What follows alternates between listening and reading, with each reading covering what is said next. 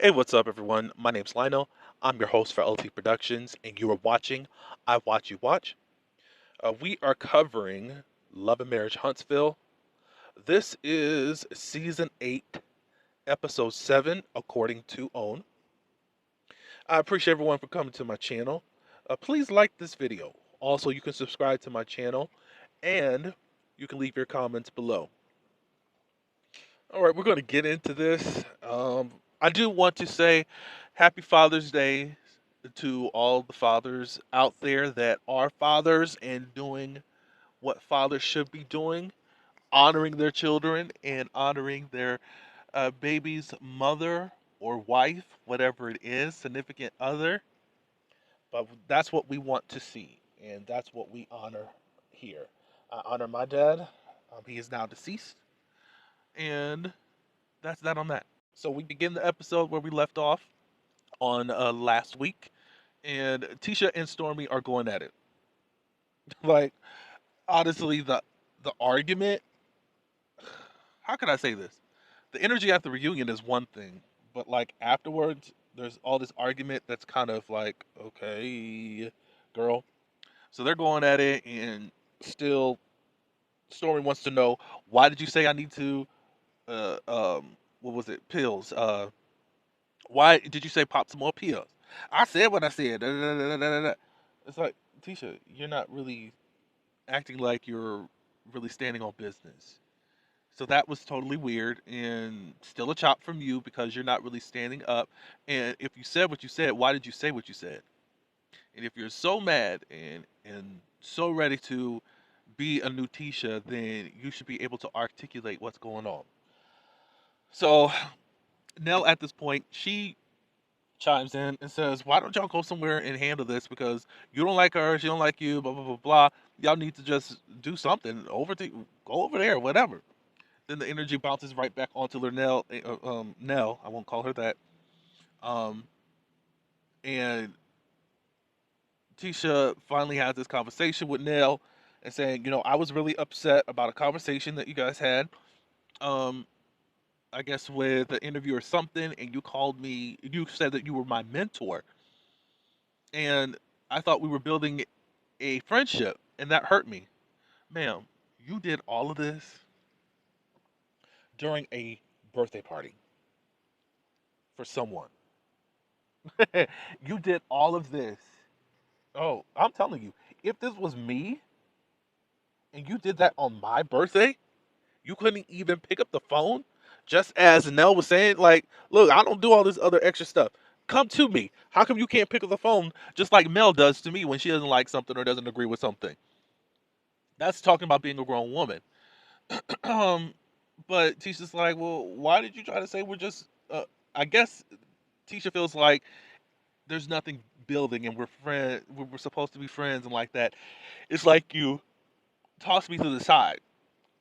Now there's two people that you don't get along with, yet you still come to their event. We find out that Tisha did RSVP. So they to Stormy's event, even though she's been saying for the last couple episodes, I don't know why she invited me. We know that we got beef and all this good stuff. I'm like, so you still RSVP'd and you still wanted to be around these people despite having problems with them. And both people that you have an issue with, you couldn't call them on the phone. You couldn't say, let's meet up somewhere. None of that. That's interesting to me. Now, I know the last time y'all did meet before the reunion, Kimmy was trying to get y'all to come to a understanding, I think. But I think that was like, what, the first half or second? It may be the second half of last season. But Tisha, for you to say that you're standing on business, you're not. And you're trying to portray a person that you are not this weak person. You need some more help with that, ma'am. And I'm all for it if you need to stand up for yourself. I'm just not, I'm not. I'm not in the place of where I'm really confident with your strength that you're giving. You're giving extraness, and I think it is liquid courage as to what's going on with you because it's not making any sense. Because I don't mind a new Tisha, but we're not getting a new Tisha. We're getting someone who has the guts, at least with liquid courage, to do what she needs to do. And you need to do everything. You need to follow up with everything for me to be impressed with this new Tisha, quote unquote. Mar- um, Stormy and Courtney, they talk with Marceau, and he tries to give his perspective and give Tisha's perspective. Okay, she feels like it's weird that you guys are inviting us when you know that what we just went through a month ago. Stormy says that we don't really hold on to stuff, and this was just the olive branch. For me individually, people handle things cool. If it's not a big issue with you, cool, and you're ready to move on, I guess. But I thought Stormy, you were saying other things separately, like you don't know about them, but I don't get it. Whatever. But if y'all don't hold on to grudges, y'all don't hold on with grudges. But I think that there should be some type of conversation. Just inviting me to an event for me does not cut it as an olive branch. No, we're not doing that. No, we need to talk. At least something like, hey, I don't you. And then Marcel was like, we need to learn you guys a whole lot more. And I think that was probably the smartest things he has said in a while. Like, I guess we got to learn y'all because we think it's kind of weird, that y'all are inviting us. So at the end, they told each other some couple of jokes, blah blah blah blah, and they went on their way. All right, so Chris wants to meet with Martell, and Courtney is there also. They are in the cold, throwing around a football. Courtney says, I'm not really into football. I'm into basketball. But hey, what's up with whatever, whatever. So basically, Chris wanted to meet up with Martell to see how he was doing since he was not invited to Nell's party. Of course, the same crap that comes out of Martell's mouth is that Nell picked a side. Like, what? Mel does not want to be around you. This particular event, she don't want to be around you. Like, they chose someone else. They chose her. That don't mean that they chose you for life, chose against you for life. This event you're not invited to because I'm inviting Mel. And unfortunately, you two adults aren't able to get along. And then Marcel says, "Well, look, we've been in the same places before and have gotten along. Yeah, y'all can. It doesn't happen often, though, sir." And guess what? How she feels now, you could say that was 2 years ago. You did something to her, and I don't even know what else you do to her off camera. We still ain't getting the full picture, and still, Chris and all of them, they do say that y'all both do stuff to each other. I don't let that slip. No, I'm not a millimeter. I don't know what Mel has done to you lately because you keep saying bullying, bullying, bullying. Shut up. Don't nobody care about your stupid stands about bullying. Shut up. Um, so they have this talk about he can't wait until they find out Mel turning on them and don't come to me about that. Okay, okay, sir. We move on to the Scots. The Scots start talking about the meeting that they did have with Maurice and Kimmy. And again, I guess Tisha's still trying to be the perfect everything. Marcel saying in his confessional, we're not looking for perfection. You need to know how to be in your roles and not look for this perfection stuff that's going on. I don't get it. I don't get it. So it's too for me. I get it that people do still still try to do that, but it's like it's a new age and a new time. Do what you can, Tisha. If your family loves you and tells you you're doing a good job, do it. If certain things are not, um, how can I say this, are not suffice or not, how can I say this? If it's just not for you to do, then don't do it. Do what makes you happy and not what you think you have to do. Because you're trying to perfect everything and everything probably does not fit into Tisha's world. But you need to know what is your priorities and what you want done and how to get it done. They move on to the subject of Marceau always trying to check Tisha to make her accountable. Marceau says, I don't do that all the time. And I feel that you do. Well, we don't really know. We don't see the times that, I guess, where she's saying that all the time is like that. I don't know in regards to that. That doesn't make any sense. But it's like anytime somebody tries to tell you about yourself, Tisha, you get an attitude and defensive, as Marceau has already stated. We see that. It's like seeing there's some insecurities with you. You're looking for perfection. You're looking for perfection out of yourself. There's an arrogance and insecurity and a pride about yourself that you're not willing to deal with because you're you can't even take criticism. You can't take any type of love correction at all. So you're not going to be quote unquote perfect at what you do. Like it's not balanced. It's not working out, and I don't like it. I don't like it. I don't like it. I don't like how you try to portray yourself. So it's going to be hard to get through to you, and for you to be this person that you claim that you want to be. All right, moving on from them, we go on to this training session with Martell and Latricia. I'm gonna say this much: this is the most active that I've seen Latricia. We've seen her talk. We've seen her say fluent sentences. That's it. I don't know if it's an issue, but I'm just taking notice as to what I see. Like, lady, you got all this energy for Martell. What's up? What's really up, lady? But anyways, they talk for a little bit. They're training or whatever. Martell says he doesn't really want to do it, but I'm not really in shape to do this whole thing that Stormy wants her to do. But he went on and did it. I think that's quite crazy because you act like he says he's got a dad bod. What? You got this overlapping stomach that's not visible. You still wear tight clothing, sir. Someone posed a question online saying, I thought Martell was a trainer himself.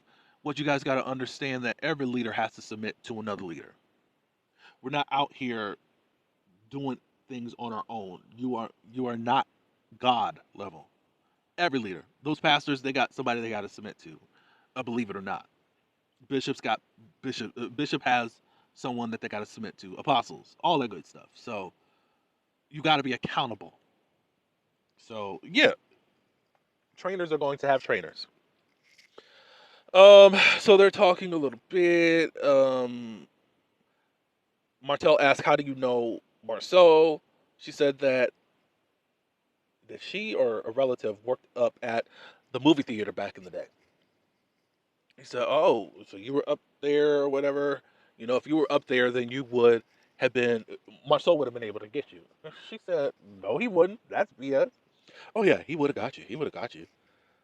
What are you talking about, Martell?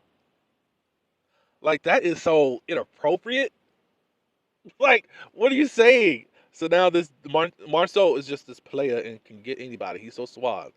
Is that something you're gonna say to some woman? And then Trisha brought up like you act like you didn't know me. Well, he said, "Oh, it's been a while, and I didn't really recognize you at first." I really think that Martell was shocked to see Trisha on the cast. That's what I really think. He's like, "Oh, what? What is she doing here?" I don't think. I think he was surprised. That's my thoughts, but y'all can let me know about that. Um, Trisha ended up because saying like, "I'm not going to train him again because this no, I know too much more than what I wanted to know in this conversation." Then they talk about Ken. She explains the whole situation that she's still married, but she does have Ken.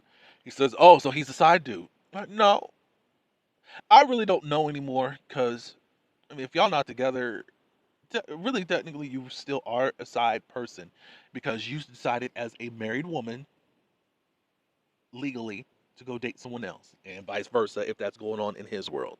You know, basically, Martel says you need to divorce him or whatever you're going to do if you want to be around him. But that was the end of the conversation. I need Trisha's story to progress because we're still talking about the same thing. For now, this is the seventh episode. And it's like it's time to move on. Like let's progress something. Let's do something. But Mr. Carlos King, shout out to him. He did say that um, uh, the husband at some point is going to be on. That'll be interesting to see. That's what I wanted to see. Like let's get something else going on. I hate, I hate that he gets to. I mean, I hate that social media has been able to grab this story and turn it and twist it to the way that they want it, and not let her, at least in her introductory season, to tell us her story. You know, that's what I hate. So we move on to Martell and Marceau. They finally meet up. You know, I love it when they get together and have a scene because they always create magic. There's chemistry there. I'm not saying it's sexual chemistry, but there is a chemistry there. Before y'all come at me, and y'all know it too, no matter how much you hate him. Mel wanted to sit down because she knows that he's been in the press talking about this whole situation between him and between her and Martell.